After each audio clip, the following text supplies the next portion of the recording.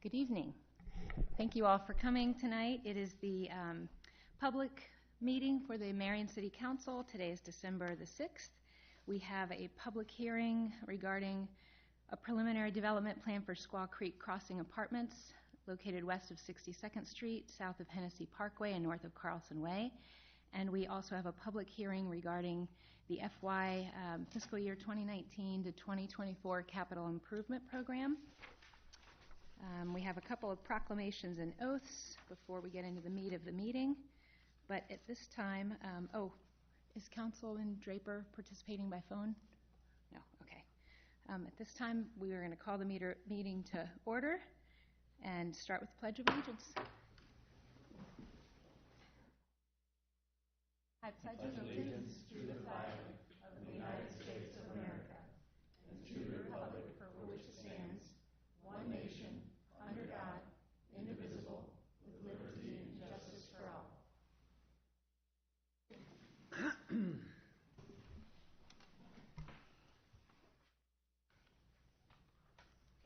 Roll call, please. Mr. Draper, Ms. Atkins. Present. Mr. Jensen. Present. Mayor Abu-Osley. Ms. Gedalia. Here. Mr. Brandt. Here. Mr. Sturnett. Present. Okay. And at this time, if we could have a moment of silence, please.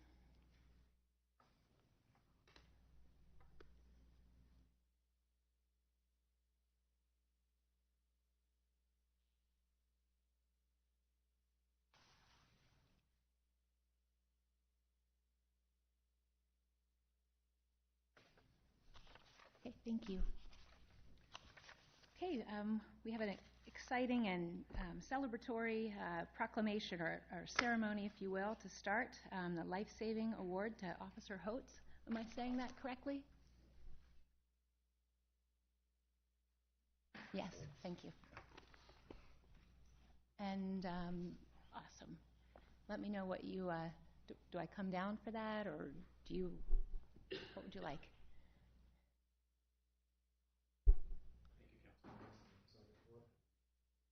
Sure.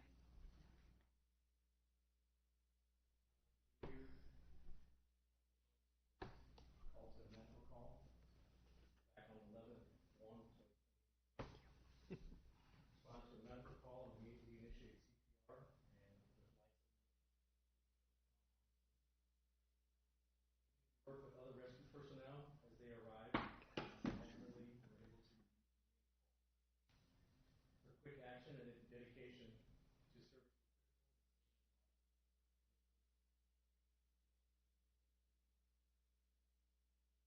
I've known Nikki for a very long time before she was a police officer. I've got the pleasure and honor to work with her every day.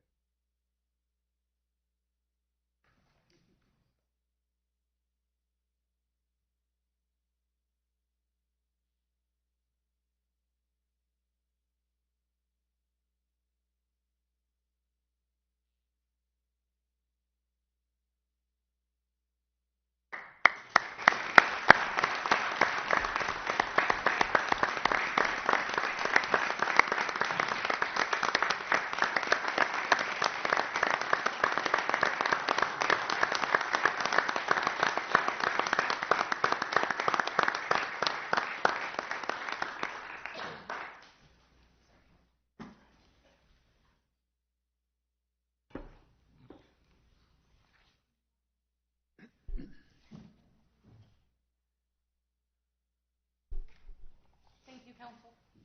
Thank you.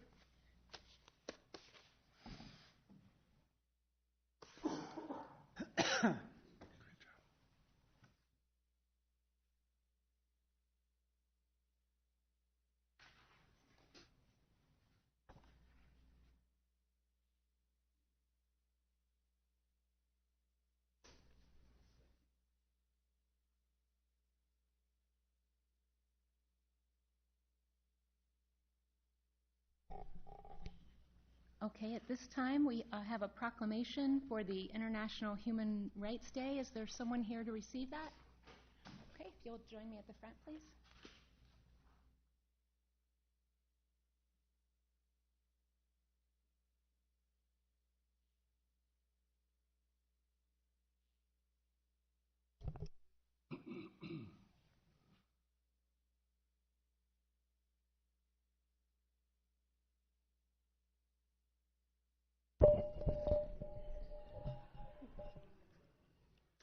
Whereas Human Rights Day is observed every year on December 10th, the day the United Nations General Assembly adopted in 1948 the Universal Declaration of Human Rights, and whereas Human Rights Day recognizes the Universal Declaration of Human Rights, a milestone document that proclaimed the inalienable rights which everyone is inherently entitled to as a human being, regardless of race, color, religion, sex, language, political or other opinion, national or social origin, property, birth, or other status. It is the most translated document in the world, available in more than 500 languages. And whereas, thanks to the Declaration, the state's commitments to its principles, the dignity of millions has been uplifted, and the foundation for a more just world has been laid. While its promise is yet to be fully realized, the very fact that it has stood the test of time is testament to the enduring universality of its perennial values of equality, justice, and human dignity. And whereas the Universal Declaration of Human Rights empowers us all, the principles enshrined in the Declaration are as relevant today as they were in 1948. And now, therefore, I, Renee Gedalia, Mayor Pro Tem of the City of Marion, Iowa, do hereby proclaim December 10th, 2018 as International Human Rights Day, and urge citizens of the City of Marion to stand up for their own rights and the rights of others. We can take action in our daily lives to uphold the rights that protect us all and thereby promote the kinship of all human beings. Let's stand up for equality, justice, and human dignity. Thank you. Yep. Would you like to say a few words? Sure. My name is Kim Gordon. I'm a commissioner on the Marion Civil Rights Commission, and we're an educational outreach group for the city of Marion, and our meetings are the first Wednesdays of the month at 6:30 in this room, and we encourage anyone who's interested in participating, learning more about it, to please attend. Thank you. Thank you. Thank you so much.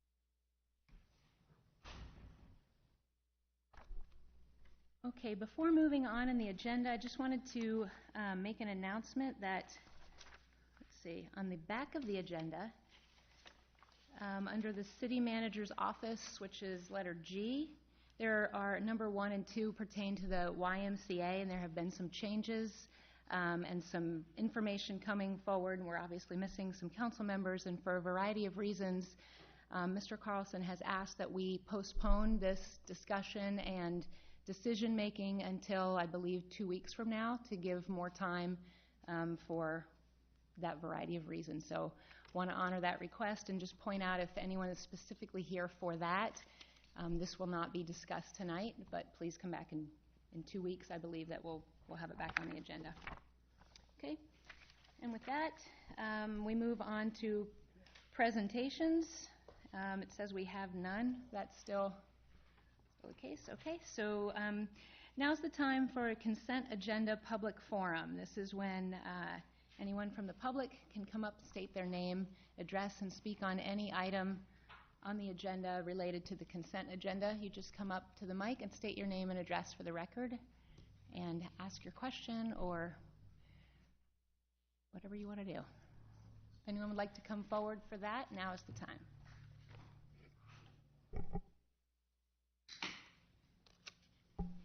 Okay, seeing none, we will move on to the consent agenda. Okay.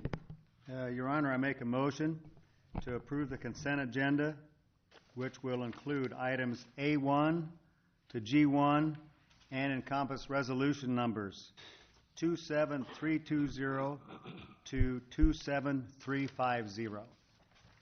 Second. Okay, we have a motion by Mr. Jensen, a second by Mr. Brandt for items A1 to G1. Any discussion?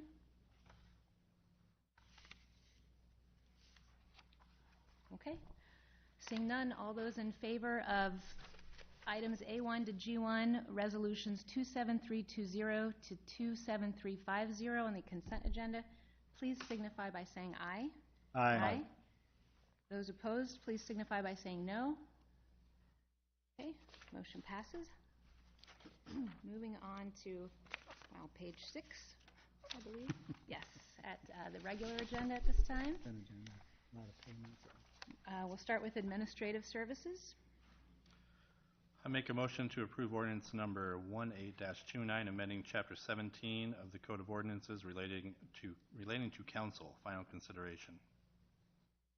Second. Okay, we have a motion by Mr. Brandt, a second by Ms. Atkins. Any discussion? Okay, seeing none, all those in favor of ordinance number 18-29, please signify by saying aye. Aye.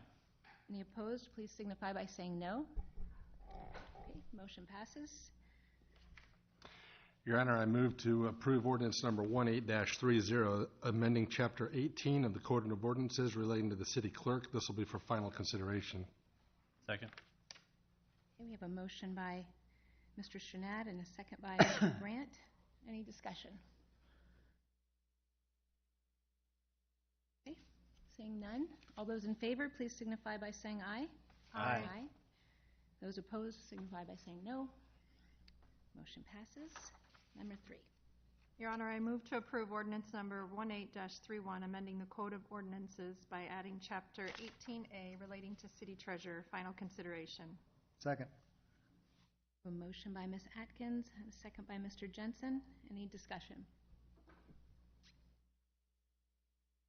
Seeing none, all those in favor, please signify by saying aye. Aye. Those opposed signify by saying no.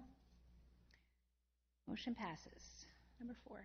Your Honor, make a motion to approve ordinance number 18-32, amending Chapter 7 of the Code of Ordinances relating to fiscal management, and this is the final consideration. Second. Okay, we have a motion by Councilman Jensen and a second by Ms. Atkins. Any discussion? Seeing none, all those in favor of ordinance number 18-32, please signify by saying aye. Aye. Those opposed signify by saying no. Motion passes. Number 5, please. I make a motion to approve ordinance number 18-33, amending Chapter 5 of the Code of Ordinances relating to operating procedures. Final consideration. Second. Motion by Mr. Brandt, a second by Mr. Jensen. Any discussion? Seeing none, all those in favor of ordinance number 18-33, please signify by saying aye. Aye. Those opposed signify by saying no. Motion passes. Number 6.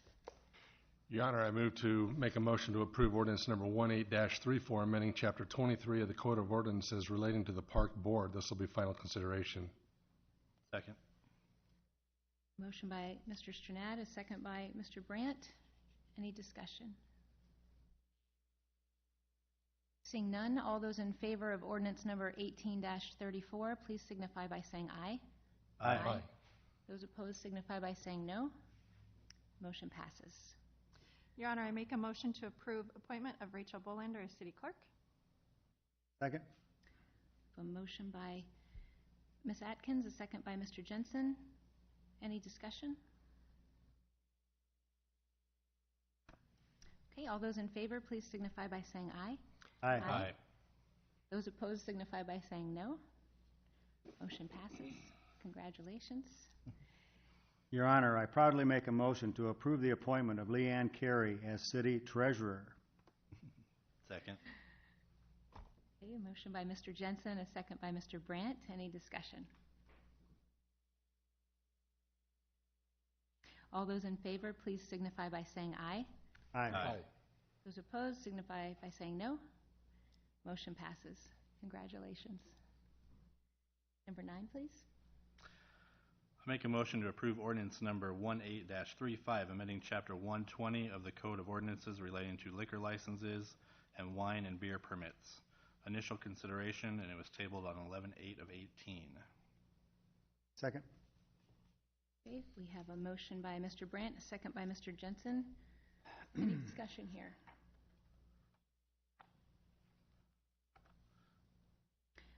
Since this was tabled and it's the initial consideration, perhaps you can illuminate what we're voting on here for the public? If you don't mind, thank you. Yes, at the time it was tabled, we had taken out the location restriction relating to schools. We've now put that back in, and it's only relating to schools, but it's not schools in the C2 area.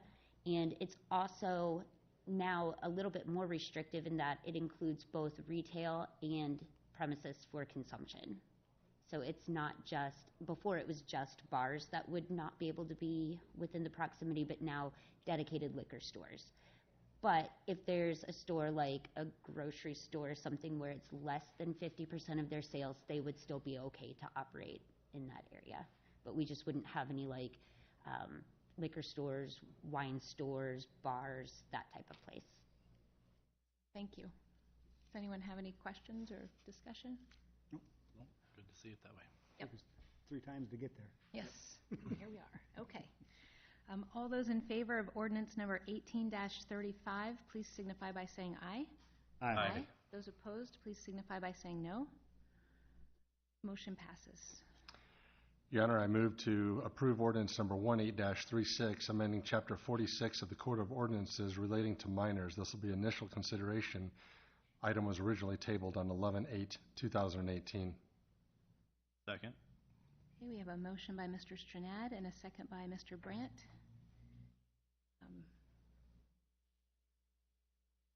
Will you speak to this one as well for the same reason? Yes, there's actually no changes to this one, but it couldn't be, it wouldn't make sense to approve it without approving the 120 section as well, because this was changed to reflect the changes in 120 as it relates to minors and establishments where there is a service of alcohol that's more than 50%. So right now we're issuing special permits for minors to be on premises for special events. After this, we won't have to spend that resource time doing that for each and every event. There will just be the blanket cutoff. It will also allow for establishments that serve lunch, things like that, but maybe their food sales are less than 50% to continue doing that, and minors would be able to be present to eat there. I believe we mirror what Cedar Rapids does pretty closely. Okay, thank you. So now these are in sync, right? Yes. Got it. Okay. Any questions or further discussion? Okay, seeing none. All those in favor of ordinance number 18-36, please signify by saying aye. Aye. Those opposed, please signify by saying no. Motion passes. Now we'll move on to the public services portion of the agenda. Your Honor, I make a motion to receive and file the proposed wastewater treatment agreement between the City of Marion and the City of Cedar Rapids. Second. Okay, we have a motion by Ms. Atkins and a second by Mr. Jensen. Any discussion? I have a quick question for you, Ryan, if you don't mind. You had mentioned this has to get approved by Cedar Rapids as well. What's the time frame you're thinking that this is going to, if this gets approved here tonight, what's next step in time? Tonight, all we're doing is receiving and filing the information, the latest draft that they've given us. As we discussed on Tuesday, our intent is to go back to them to revise some of the financial schedules. After we have that conversation with Cedar Rapids, we'll update the council, and then hopefully we'll get a draft agreement back for City of Marion Council consideration. Staff will obviously want to review it first, and then it's the intent for Marion to approve the agreement, then it would go back to the City of Cedar Rapids for approval. So if in any luck, both parties are hoping to approve this before the next budget year, so we can have this ready to go for the next budget cycle. So, optimistically, January, I would say. Okay, Yeah. great. Thank you. Okay, all those in favor of this motion to receive and file the wastewater treatment agreement, please signify by saying aye. Aye. Those opposed, please say no. Okay, motion passes. Nothing from police and fire or parks? Okay. Your Honor, I make a motion directing staff to proceed with requests for proposals for 525 11th Street and 520 12th Street. Second. Okay, we have a motion by Mr. Jensen and a second by Ms. Atkins.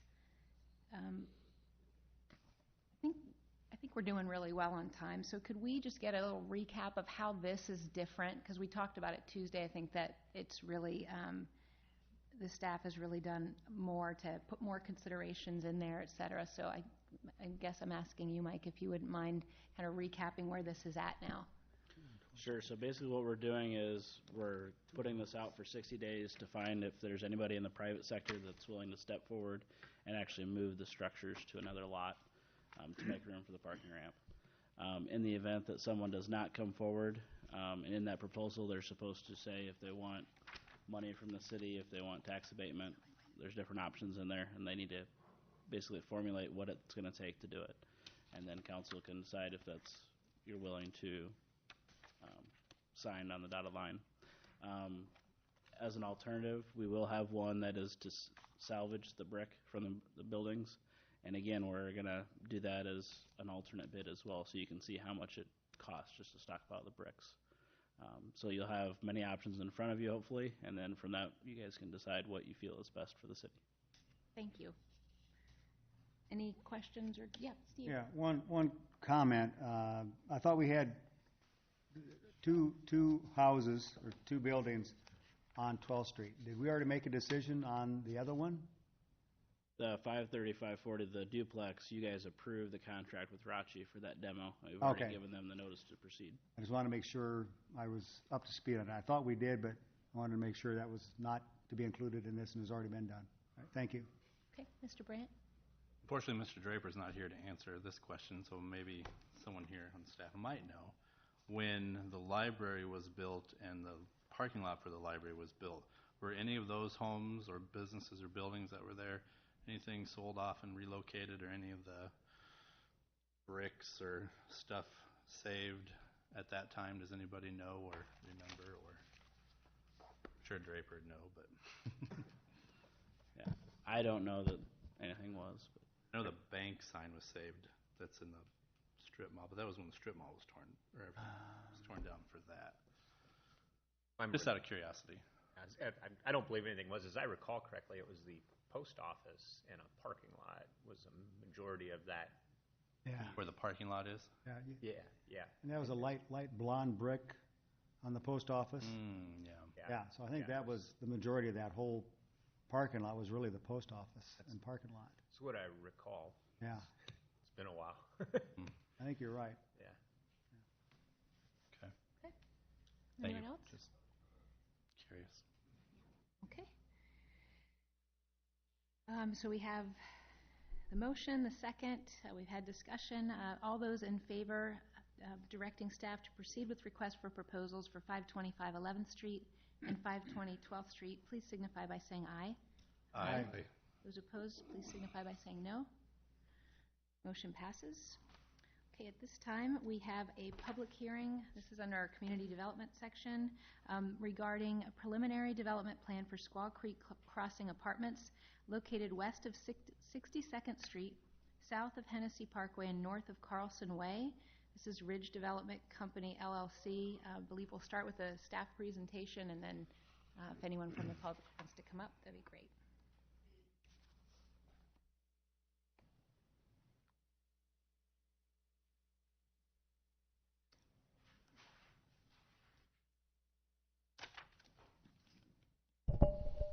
Good evening, Council.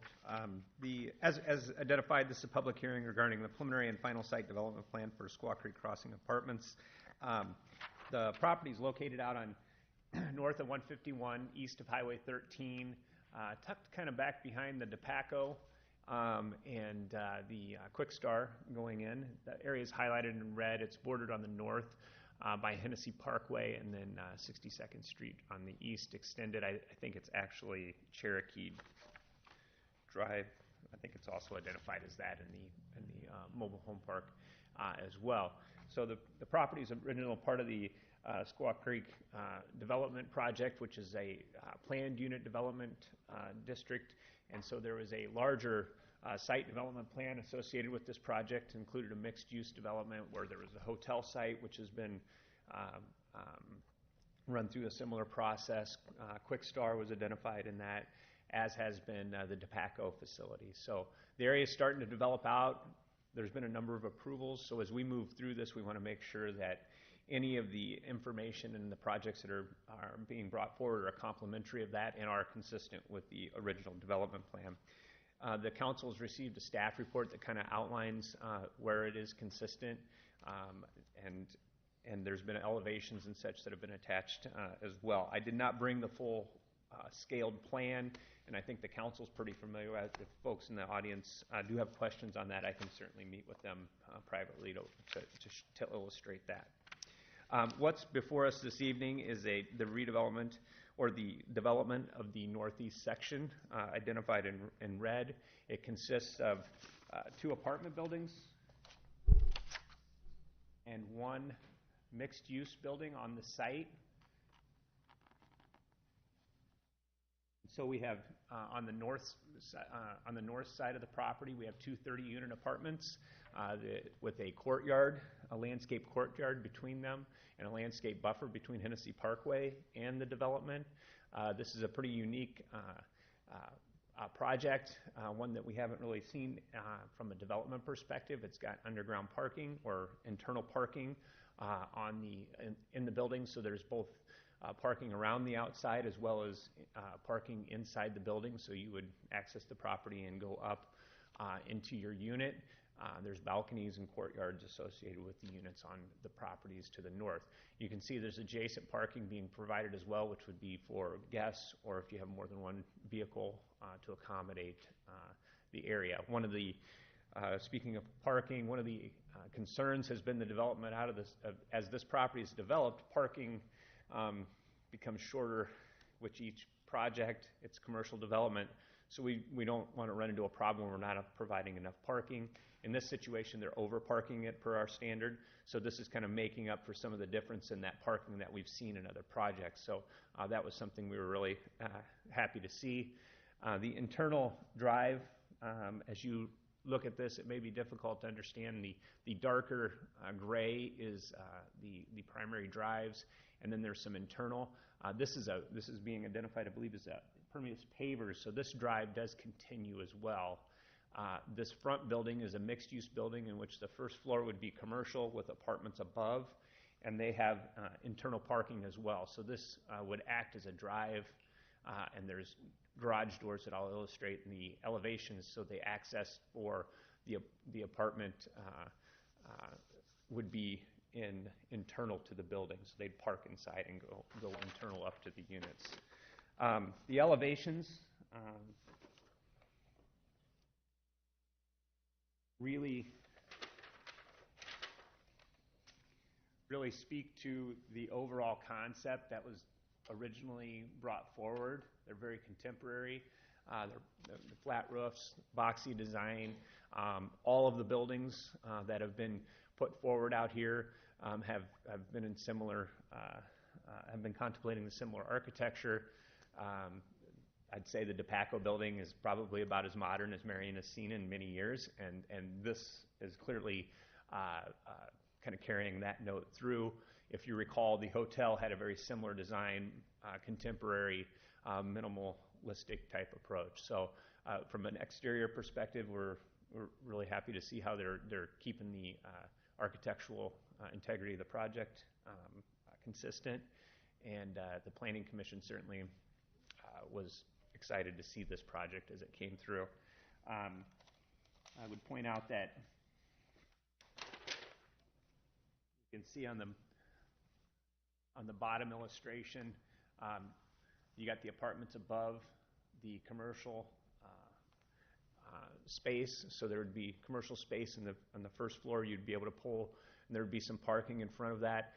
There is a little setback, so there would be a nice pedestrian walkway as you would approach. So from the building perspective, certainly not the design, but certainly the building perspective, it would be very similar to any mixed-use development, even uptown, where there's a space in front, you park, and you can walk out.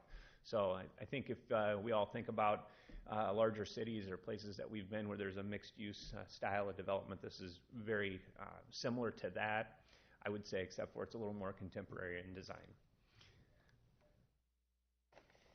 So on the agenda are the preliminary and final site development plans. With the action proposed tonight, the project would be able to move forward into construction. Because of the zoning, it just requires that the site plans be approved through this process. So if there's any questions on that, I'd be certainly able to answer those. Yeah, go ahead, Steve.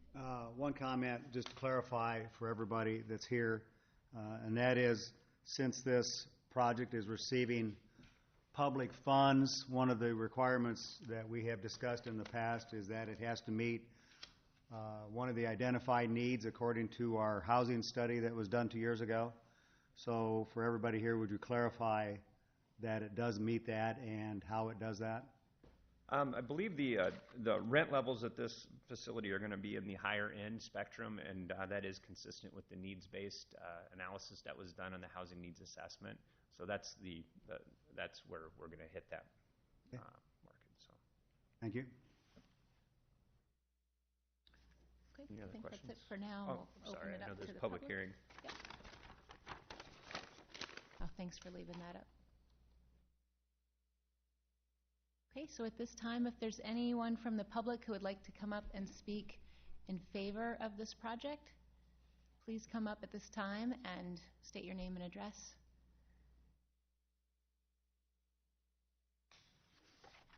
Okay, if there's anyone who wants to speak against the project or ask questions about it at this time, please come up.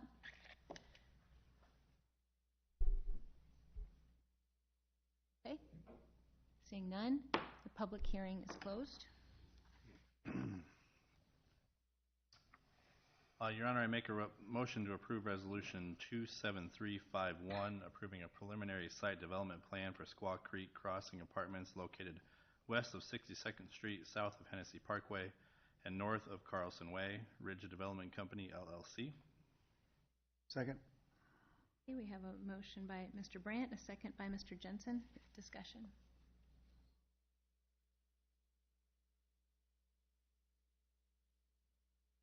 No real discussion, but just say I like the project. It's much, it goes with what we're looking for there, and I think it's going to be a nice asset for the city. Yeah, I agree. I'm glad. I know a couple other proposals came forward for this spot that hadn't worked out, and this by far is the best that we've seen. So I'm excited that this is coming. I love we have extra parking. Nice to get some commercial in there as well for some tax revenue that way. And I like the idea you mentioned in terms of the design, pulling that common thread all the way through the uptown. I think that'll be really nice as this is in the gateway of our city. So this, can't wait. This looks good. Okay. At this time, we have a motion on the table for resolution number 27351. All those in favor, please signify by saying aye. Aye. Aye. Those opposed, please signify by saying no. Motion passes. Number 3. Your Honor, I move to approve Resolution Number 27352, approving the final site development plan for Squaw Creek Crossing Apartments located west of 62nd Street, south of Hennessy Parkway, and north of Carlson Way, Ridge Development Company, LLC. Second. Okay, we have a motion by Mr. Stranad and a second by Mr. Brandt. Any discussion? Okay, seeing none, all those in favor of resolution number 27352, please signify by saying aye. Aye. Aye.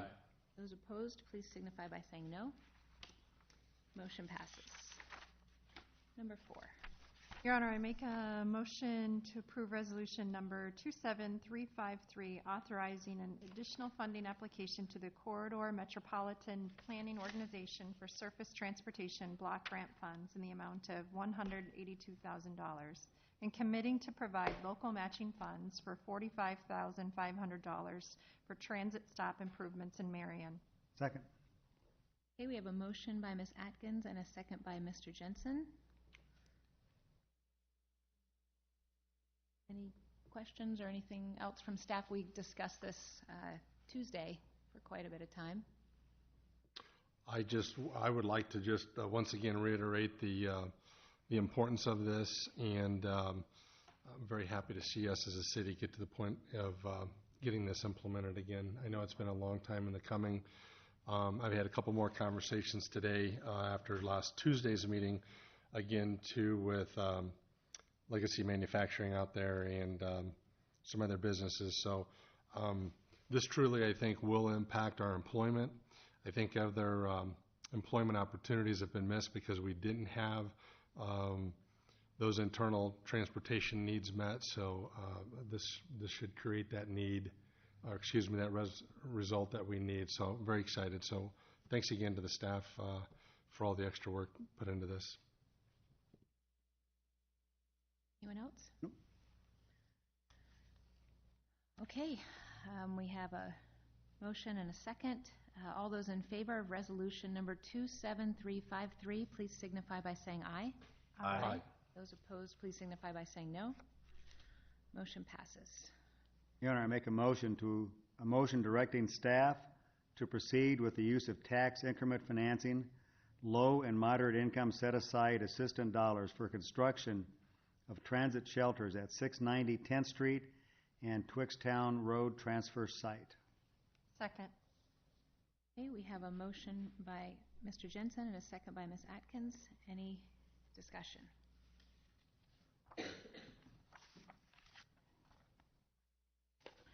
Okay, seeing none, all those in favor of the motion, please signify by saying aye.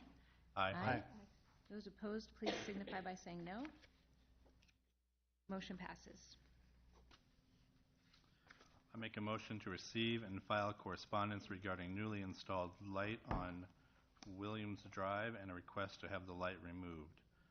Annette and Brian Moling. Second. Okay, we have a motion by Mr. Brandt, a second by Mr. Jensen regarding the receive and file. Any discussion or anything further on that, please, Tom? I just wanted to let the council know, and I believe I placed an email with an attached illustration. That was some correspondence that came in, I believe, yesterday morning relative to some photos of the light. I believe it was indicated that that was taken out the bedroom window. And then there was further correspondence in an additional email, and that email is on the front. As I said in my memo, the light was placed as a part of our subdivision review process for the development to the west. It's consistent with the way that we require placement of lighting to be put in and identified in the staff report. The developer has placed this at their expense after review by the city. If it were to be removed, that would be an expense to the city. So the question really is, do we want to expend that? We haven't run this through the TAC, but I did reach out to a few folks, and it seemed difficult for us to make a recommendation to remove a light that is not,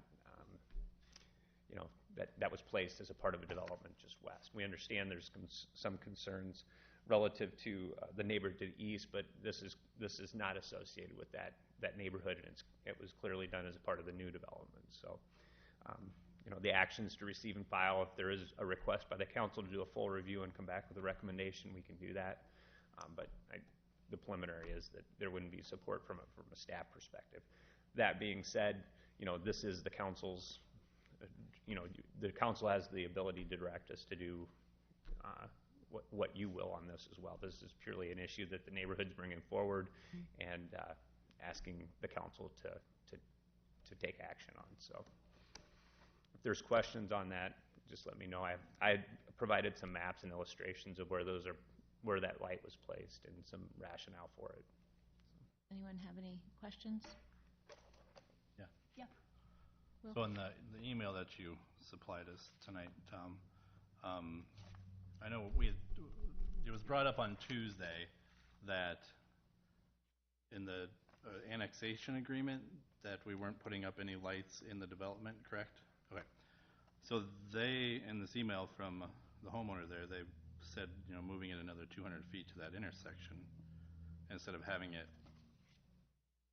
in the email it says they're supposed to be every 600 feet. Well, now it's 400 feet because that's the edge of the development, and then it's another 200 feet to that intersection potentially. Is that a potential? I mean, is that something that they would have to talk to the rest of the neighborhood about, since it was agreed upon that there wouldn't be any lights put up in the development? Or is that something that is a possibility? Because that would, in my mind, I don't think the light's in the old developments, in the new development. Correct. But in the email, it says if you moved it 200 feet further, then it'd be at the correct 600 feet intervals, and then it would be at that intersection, which I guess would make more sense to have the intersection lit versus the edge of a property line. I see what they're saying in the email. That makes sense. Yeah, I don't know, Mike, if you... So we didn't, as part of the annexation agreement, they didn't want changes made inside of their existing subdivision without approval. So that's why we did not put it in the intersection. And typically when we do a subdivision, we typically only put it inside the subdivision that the developer's putting it in there. If we said that light had to be put in at that intersection rather than where we put it, the city would have paid for it instead of the developer. Sure. I get all that. I'm just bringing it forward that what they said in their email makes sense to me. And then my question is, would there have to be some type of You guys would just have to the direct us. development? You guys would just have to direct us to move the light, and we can have it moved, but it's going to be at the city's cost. Sure. I understand. But it can be moved. Yeah, Steve? So my comment, I'll make the same comments tonight I made on Tuesday about this, and I drove out there last Friday night, about 7 o'clock at night, and my two comments I made Tuesday were, one, that, and I think the police chief was here on Tuesday as well, and he nodded his head, that I thought from a safety standpoint, having a light on the curb that's now on that road at that area made it safer. And number two, I did not see any indication that that light went much further beyond the edge of the roadside, certainly not into the backyards. So that's what I observed on Friday. So I would recommend no further action and agree with the staff. I received a call from Ms. Moling this evening, shortly before the meeting, so I hadn't had time to look at the email that we have in front of us, and I believe she's here. I would like to go out and see it, and I do agree with this email making sense from a feet standpoint. And so I guess I would like to have it, I guess I would agree with you to have it referred to TAC and make a formal recommendation based on the agreement with the neighborhood with the annexation, and just get really official on this, because this letter muddies it a little bit.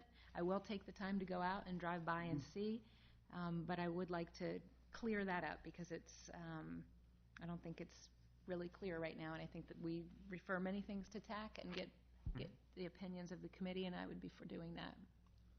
Yeah. I drove out there last night and looked at it, and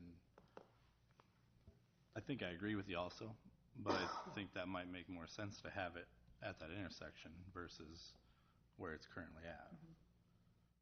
For a safety, exactly like the email says, for safety issues, the intersection I think would benefit from having a light there, because I didn't realize it until we talked about Tuesday that there are no streetlights out there. It's black out there.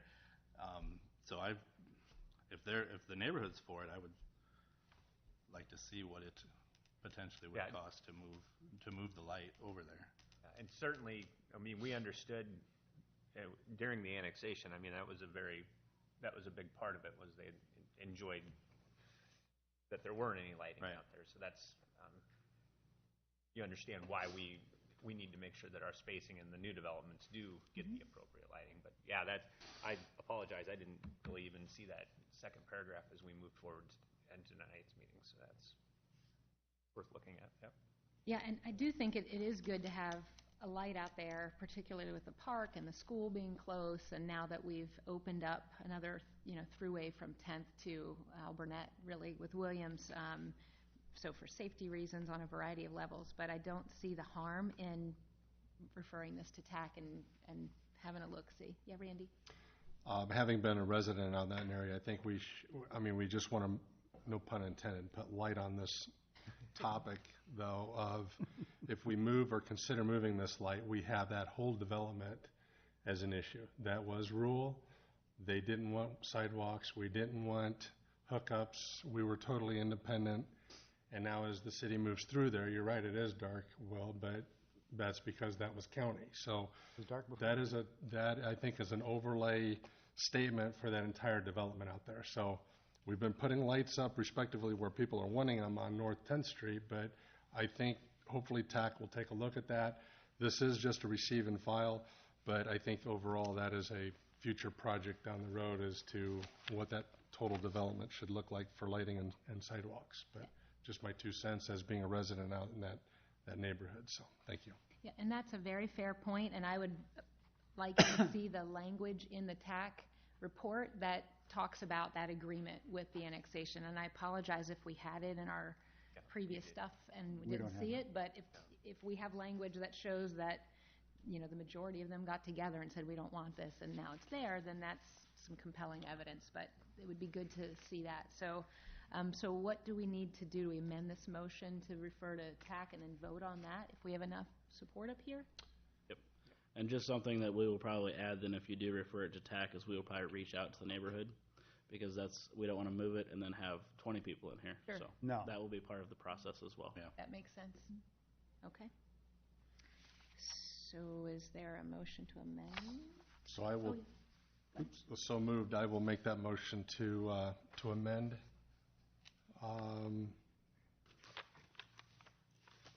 Item number 6 will be the motion to receive and file correspondence regarding the newly installed light on Williams Drive and a request to have the light removed. And so the amendments to also refer it to TAC, right? To refer to TAC, yes, Okay. thank you. I'll second. Oh, got it. Okay, motion by Randy, a second by Will. On the amended motion, Your Honor, I don't, Annette is in attendance. I don't know if you want to allow her to speak. She had come up and filled out the card, so yeah. maybe after you do the motion, do the vote on the motion, if you're so inclined. She could come up to the public forum afterwards, correct? True. Yep, so we'll have you do that at that time in keeping with the procedure. Sure thing. Okay, so we have an amended motion and a second. All those in favor, just to be clear that this is receiving, filing, and referring to TAC, please signify by saying aye. Aye. Those opposed, please signify by saying no. Okay, motion passes. Do we need to do something with the old? That was the motion to amend, and so now you need to take a vote on the amended motion, the motion as amended. Okay. Do we need to move it again, or we can? No. I can just, okay, great. So a motion on the amended motion. Please, all those in favor, please signify by saying aye. Aye. Those opposed, please signify by saying no. Okay, motion passes. And now we're moving on to the city manager's office. We have removed, as I said at the beginning of the meeting, items number 1 and 2 at the YMCA's request. And so we begin with number 3, which is a public hearing on FY 2019 to 2024 Capital Improvement Program. I believe we have a presentation that we'll begin with, and then we'll open it up to the public for questions and comments. Technology worked.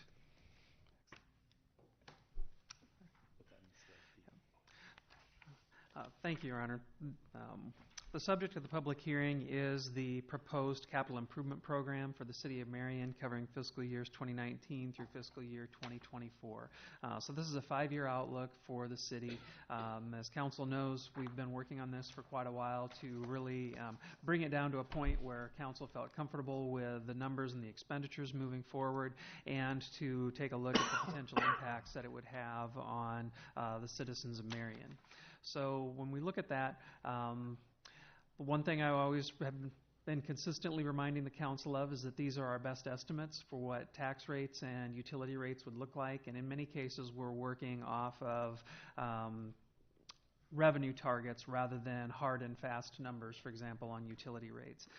You will see some variability in these from years to year because we are basing the numbers off of an expected 3% growth in the property tax rates over year, from year to year. The numbers that are on this slide are a little different than the ones that you saw the last time around for the alternative C. When we do estimates versus when our bonding agent does estimates, you'll see some variability.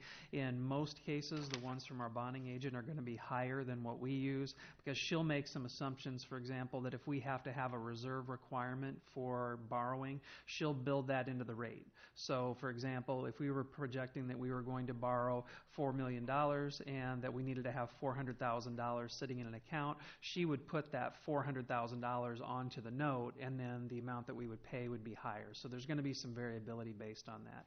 But these rates will actually be controlled by council when we would come through and do the actual bond issuances, and then as we finalize the structure on years, terms of the loan, to make sure that we were staying within the parameters on property taxes that the city council felt comfortable with.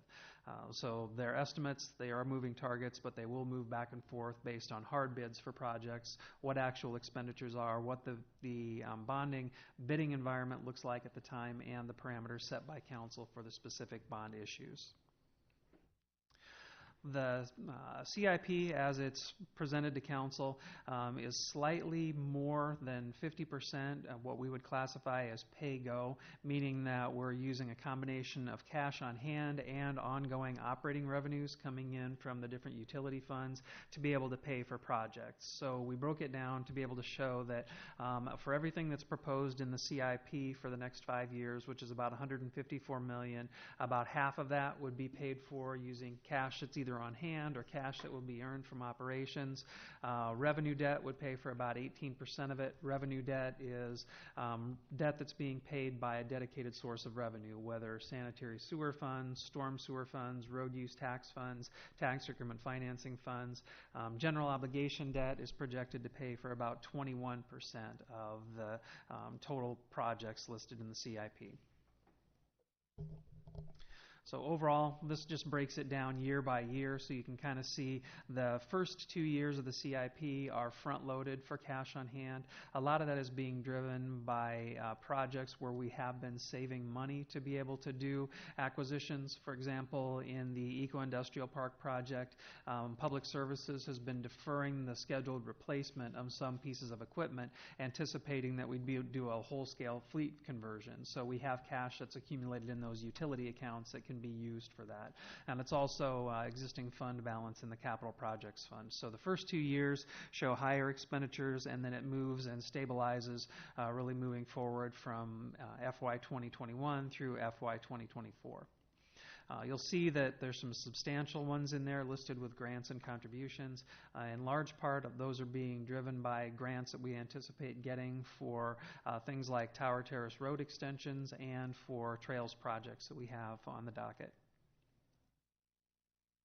So when you break it down year over year, you can see that in the first year, FY19, to complete this fiscal year, we would total about $32 million in projects. FY20 is the heaviest of all the years with about $42 million in it. That is largely being driven by anticipated facilities expenses. In addition to the public services facility, we'd be incurring expenses for the third fire station, and if everything were to stay on schedule as we anticipate, we may start seeing some expenses on the parking ramp and or the library project showing up in that fiscal year.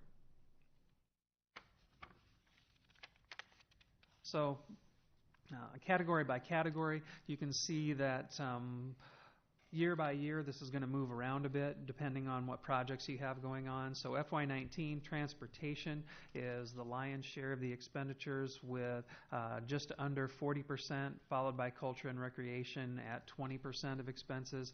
Public safety accounts for another 10%, and utility infrastructure for another 7%. Moving forward to 2020, Public Works shows a pretty significant increase in there. Public Works would include public services facility. It would include utility projects, anything like that that's contemplated.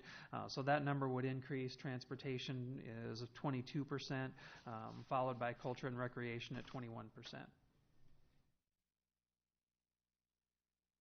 2021, you see a big jump in culture and recreation. That's largely driven by when we would anticipate the bulk of the expenses associated with the library projects to come online.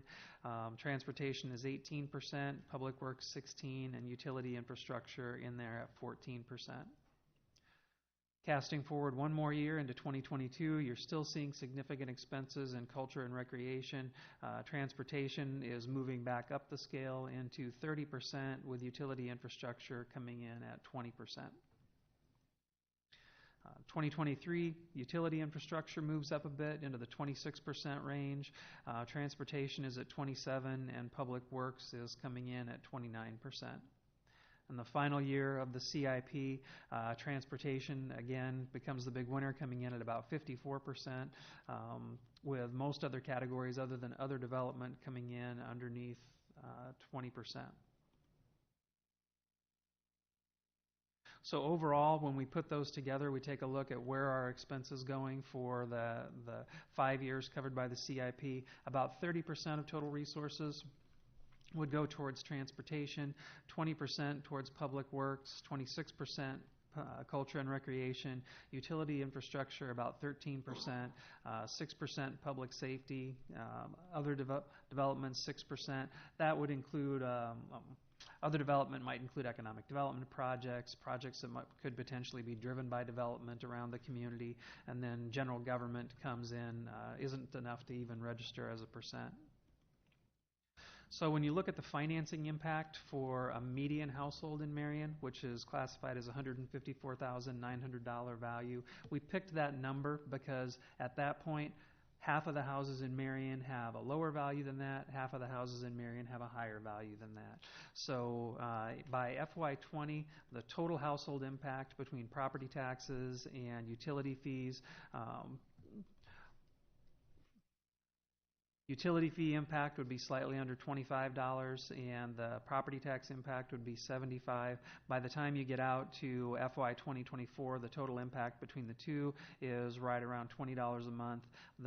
This does anticipate that the City Council would put out to the public and that the public would pass the CIP levy at 67.5 cents in the full amount. So that's included in these numbers as well. As we move forward with council, that's one of those things that you'll have to make some decisions on about putting in front of voters, how you want to put it in front of voters, whether it would be the full amount, whether it would be phased in over a period of years, the duration of it, whether it would be something you'd want to put out there as a permanent option, whether you want it would be limited term, tie it to a specific project. So there's quite a few decisions that have yet to be made as we move forward with this that can have a pretty significant impact on it. The other thing I'll say is that I know that there have been a lot of questions raised in the community about, well, where did this project come from that's might have made its way onto the unfunded list. When we started doing this process, part of our discussion was to take a look 10 years out and think about what Marion could potentially be in 10 years, but also to dream big and think about what could be accomplished if Marion did not have financial constraints. And the idea behind that was that if we didn't go in with that mindset, we weren't going to put all the potential projects out there for consideration. So there were things that got put forward that didn't really have any chance of going anywhere, that never started showing up in the 5-year CIP or were moved out quickly. Sometimes people get focused on that rather than focusing on the ones that are actually proposed to be done in the CIP. As it's constructed, it does still place a lot of priority on the projects that past council direction has put at the top of the list. That would include ones like finishing out the Central Corridor project, completing current phases of the Tower Terrace Road project, making sure that we've got our commitments where we're leveraging a lot of outside dollars like trails projects and bringing those forward, and still giving us the ability to put some more dollars towards annual programs and maintenance and upkeep. So with that, I'd see if they have any questions, concerns, anything that you would like to go over. Should we start up here, or should we open the public hearing to dig in first? I would say complete the public hearing, and then council discussion could come up under the resolution to approve in the next item. Perfect. Okay. So at this time, if anyone would like to come up and speak in favor of the CIP, please come up at this time and state your name and address and your question or comment.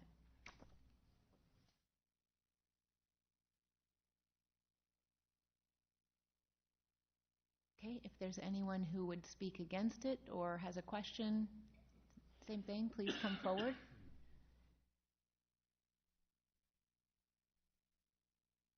Okay, seeing none, the public hearing is closed. Item 4.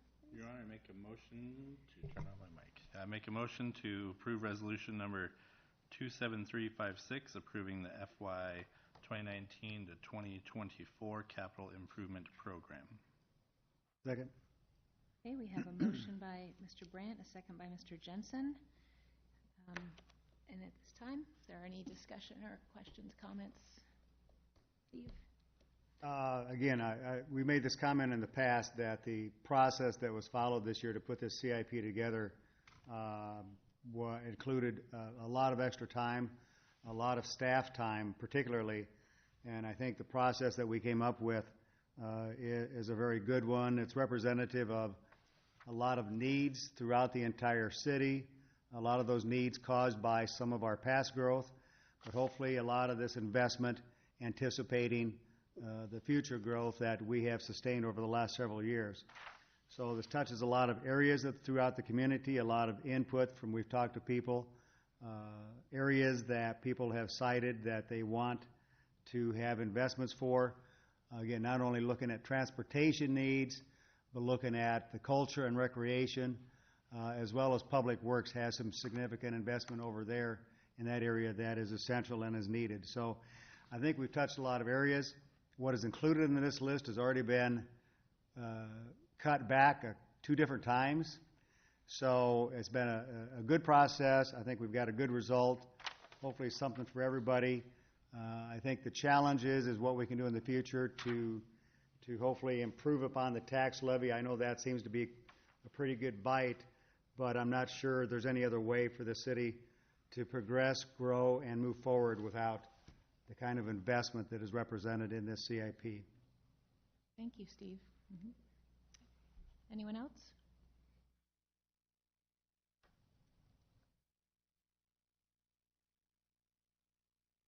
I can't really add much to that. I completely agree. This process has been long, as it should be, for looking at all of these projects and dollars, and we kept massaging it and going back and forth and getting more information and having additional meetings, and a lot of thought has gone into this. I agree that you do need to dream big, and in my work we call it blue sky. So you definitely want to have those blue sky moments and then really come back to what is needed and then build from there and add on. I think one of the things that makes Marion this award-winning community as we live are a lot of the things that are in here that we need to continue to build upon and invest in to keep people coming and keep growing Marion with residents of all ages, with business and more commercial, which will hopefully help tip the scales a little more with the commercial tax space growing,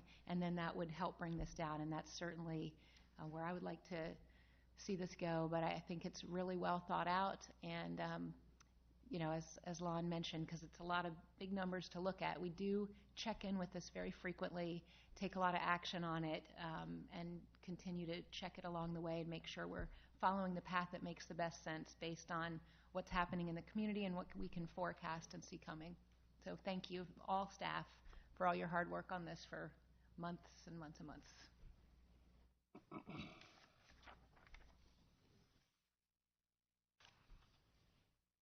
Okay, if nothing else, if no one has anything else, I've asked Rachel to do a roll call vote on this. We do have a motion and a second for resolution number 27356, approving the FY 2019-2024 capital improvement program. Ms. Atkins? Yes. Mr. Jensen? Yes. Ms. Gedalia? Yes. Mr. Brandt? Yes. Mr. Sternad? Yes. Okay, excellent. Unanimous motion passes. This time, this is other department discussion. This portion of the meeting is set aside for other department discussions, presentations, and updates not related to things presently on this agenda. Do we have anything this evening? Okay. Moving on to public forum. At this time, members in the audience can come forward and speak about topics. It says that topics that are other than those listed on the agenda, but I Sorry. believe that that's okay.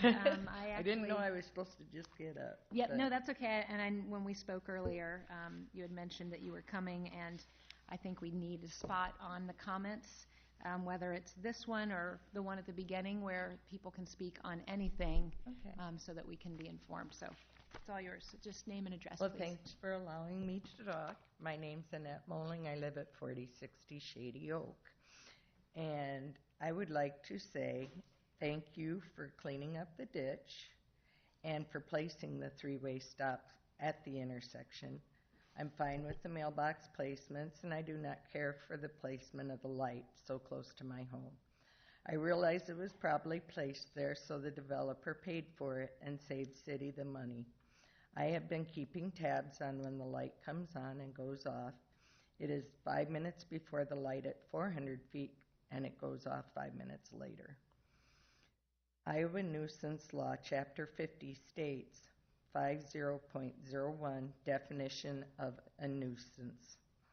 Whatever is injurious to health, indecent or unreasonably offensive to the senses, or an obstruction to the free use of property, so as to essentially interfere unreasonably with the comfortable enjoyment of life or property, is a nuisance.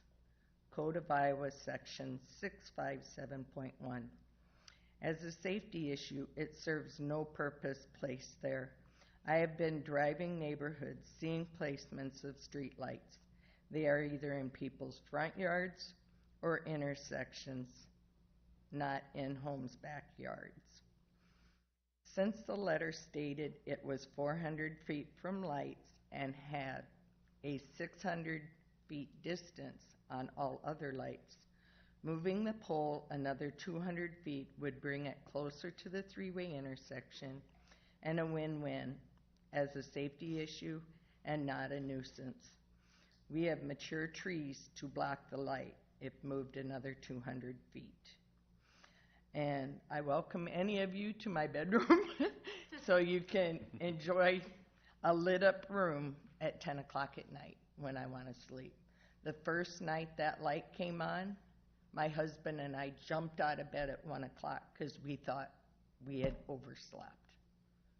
That's how bright it is, because we're used to pitch dark. Thank you. Thank you, Ms. Mulling. And as you heard, we're referring this for further study, so we'll revisit this. Is there anyone else in the public who would like to come up and speak at this time? Please come up, state your name and address for the record, and make sure you fill out one of those yellow tickets before you leave. Oh, there it is.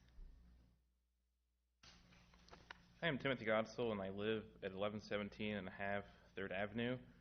I've never been to a council meeting before, so I apologize that I didn't discuss some of the points that were mentioned earlier. In regards to E6, motion to receive, file, discuss, and refer to a TAC request regarding increasing the speed limit on 3rd Avenue, I just want to touch on a larger issue. Some of the speed limits in Marion were imposed when Iowa set the residential speed limits to 25 miles an hour, which has been going on over 100 years now. If you drive through Cedar Rapids, a lot of the residential speed limits are 30 miles an hour. Where I used to live in Illinois, the state mandated minimum speed limit in residential areas was 30 miles an hour. And I think it's kind of a hindrance because in 1940, this town had less than 5,000 people living in it. Today it has a touch under 40,000, and from what I can gather, it's going to be 50,000 in about 12 years from population estimates. I think that, raising some of the speed limits in certain areas of the town would, promote economic growth to allow drivers to commute quicker because there's more cars on the road than ever before. And then in regards to E10, motion to receive, file, discuss, and concur with TAC report regarding the intersection of Marion Boulevard, 6th Avenue, and 1st Street. From what I was told by the TAC engineer, I don't recall his name, there were 14 accidents at that intersection since 2014. I'm not sure how many accidents are, referred to the city of Marion. But in regards to that, in the roundabout on 7th Avenue near Hy-Vee Drugstore, I think there needs to be better signage to alert drivers, because I also see at that roundabout, it's 2 lanes that kind of cuts into one. People are merging at the last minute, which is causing slowdowns and, near accidents as well. And then lastly, as the city continues to expand eastward, Walmart's out there, DePaca was built, as I understand from what was presented earlier, there's going to be a mixed-use development, Quick Star. There seems to be kind of a void of street lighting along there.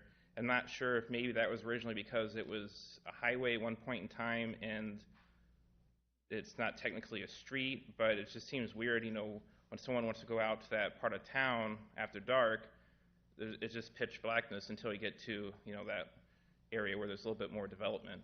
So I don't know if there's any kind of consideration to, fully extend the street lighting in Marion so it reaches, all points of the city and not just to, I believe, is Hy-Vee is where it ends on 7th Avenue.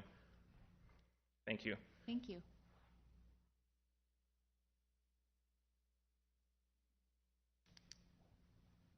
Is there anyone else that would like to come up and speak? Please state your name and address and fill out a yellow ticket. Good evening. Charles Knutson, 2835 24th Avenue, Marion. And what I'd like to request from this council and the fire chief is an update as to the resolution of the 2 fire hydrants on 29th Avenue that are way too close to light poles that were put up that have the Verizon repeat stations on them. When they were put in, national code is 3-foot minimum distance. They were put in within about a 2-foot distance. Not saying who did it, what, or why it happened, but it did occur. It needs to be resolved. It is a safety code violation. Also, I understand that the heads on these 2 fire hydrants have been moved, one 180 degrees, maybe the other one 90 degrees, so that when they do want to hook the hoses up, they are easier to hook up. But those are basically not in compliance either because they don't follow the standard that we have set to how to have those fire hydrants put in. So I'd just like an update as to the resolution of this issue. Thank you. Thank you. Did you want to say something? I would have to agree with Chuck simply because that issue was brought up a number of months ago. So I think all of us could use an update. That's just up north of where I live, and I know that issue was brought up quite a long time ago. Yes. I've been working with the water department actually because they're in charge of where those hydrants are placed. So what we did was we turned them so that we could have access so it would not be a safety problem. What happened was when the poles were placed, the plans did not show the base of those poles coming out away from. Supposedly they put the poles in the exact same place where the other poles were, but I guess the city wasn't aware that the base was going to be so wide, which interfered with that. So the city was going to contact Verizon and try to see about those being moved and what the cost of that would be, and I can double check on that again. Well, as I understood it, Verizon had a choice of either moving the fire hydrants or moving their poles. That's correct. One or the other has to happen. That's correct. Do we have a timeline on when we're going to get a decision, or can we force a decision here? Yep. City staff has been in contact with Verizon. Needless to say, they've been very slow at responding. Legal staff has also been in contact. And so we have told them that they do need to move the hydrants if staff has directed them to do so. However, they are arguing that they're not responsible in doing that. So as of right now, we do have legal on both sides trying to work out the issue. So it has now reached that level? Yep. All right. There's your update. There's some action at least, so. What's an acceptable time period to wait?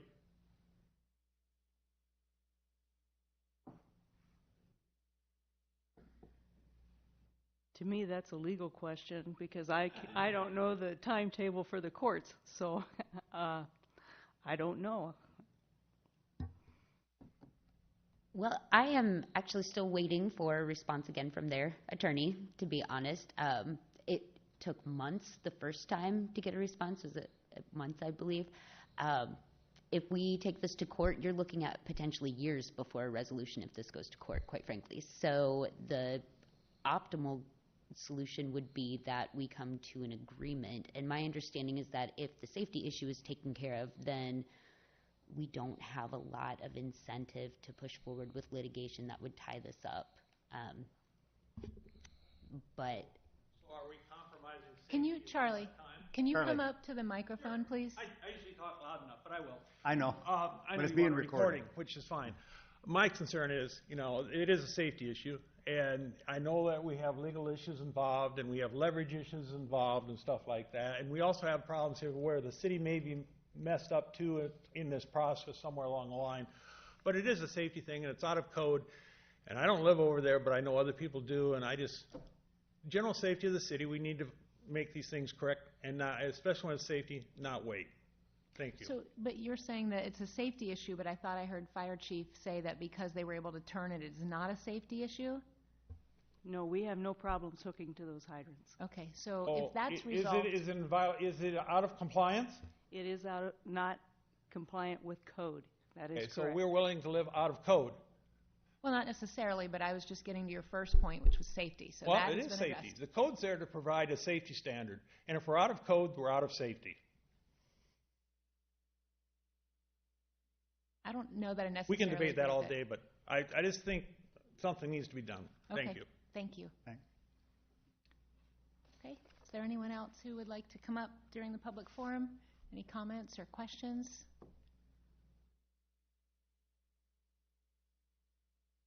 Okay, seeing none, we will move to council discussion, and we'll start on this end, just to be different. I have nothing, thank you. Okay. That was different. I'm just kidding. I got nothing tonight either. Okay. So I actually talked to Lon about this before our meeting started, and I was at a workshop this afternoon that was put on by a company, and anyway, we were discussing a combination of risk management and asset management as it relates to cities. And what I found interesting about that, of course, in my previous job, I was responsible for both of those things, but at a private sector. So I told Lon I'd be interested in having a future discussion about both of those subjects, simply because one of the items pointed out in the meeting, as we heard in the news, that the city of Marshalltown cannot get FEMA money because of the tornado, because they did not have enough deaths nor enough damage. And part of the discussion that we had in the meeting is they feel that part of the reason they did not have enough damage, not that they physically didn't have enough damage, but perhaps they were not able to document the dollar value of the damage. So I think it certainly indicated to me it would be a good item to review by our city to look at our risk management, our asset management, and do we have the proper systems that are there that if anything like that were to happen in our city, are we at a point where we can document some of those items? And there are a lot of other reasons why you talk about the asset management. I'm sure part of it is I don't even know what we're doing in some of these areas. So part of it's going to be an educational item for me, but just an indication that I think those are two items that are important, that at least in my first year here, they have not come up for discussion, but I'd like to see at least some future discussion about them, either at a city council meeting or some other meeting, or just one-on-one. Maybe it's more of it's for, maybe a lot of it's for my own personal information. Thank you. Colette? I don't have anything. Okay. I have a couple quick things. So I'm gonna bring it up again, and hopefully one other council member will join me in this, because I have asked if our agenda, in the first public comment section, it gives the opportunity for the public to speak on items related to consent agenda. And then at the very end of the meeting, it has the opportunity for the public to speak on items not on the agenda. But there's still a section that isn't covered by the way that that's worded. And I feel like at the beginning of the meeting, the public shouldn't be limited to only speaking on the consent agenda because they might have something to say about something that we're going to consider at some point in the meeting, and maybe they didn't have time to correspond, and, that could be factored in. So other than lengthening the meeting a little bit, I don't see the harm in that, but I also realize I am one council person, and if I stand alone on this, then they are not compelled to need to do it. So if there's anybody else who agrees with that, I would appreciate your support. If not, I tried. My suggestion would be let's wait until our mayor comes back in 2 weeks. I think it's a valid point. I understand it because I think there's appropriate times for them to provide input, but where it should be, I'm not sure I have an opinion right at this point, but I certainly would like to have our mayor making sure he's in tune with what we do as well, since he's running most of the meetings. Sure.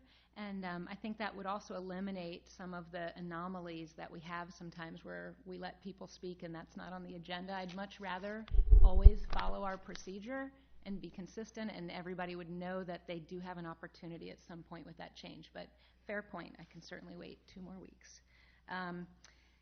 Let's see. Second thing, just to remind council members about Saturday library hours. I think Amber pushed something out for us to sign up, and I don't know if everyone sees that, but it's cold and it's, sometimes you don't want to leave, but I think that it's looking a little sparse. And when I was there last week or 2 weeks ago, it was, we had a lot of people stopped. There's a lot of great dialogue, questions, some people just saying, glad to see you here, and it's a nice opportunity for people who can't come out in the evenings or during the week. So if you haven't signed up, or you can look at the next few months, I would encourage everyone up here to do that. The third thing is that I attended the PDI conference. Randy was there as well, the Professional Developers of Iowa. Mr. Glue from Medco presented along with a lobbyist who works for these on behalf of these groups and professional developers in the Capitol. There were a lot of really neat, creative ideas to try to, particularly for workforce housing and workforce retention and recruitment, that other states are doing. So it's neat to watch, especially if someone's going first on some of these things that might not be super traditional, but we often talk about Iowa being in the middle and having awesome students graduate from our great schools here and then leave. So there were some neat ways being discussed about how to not only attract people but keep them here.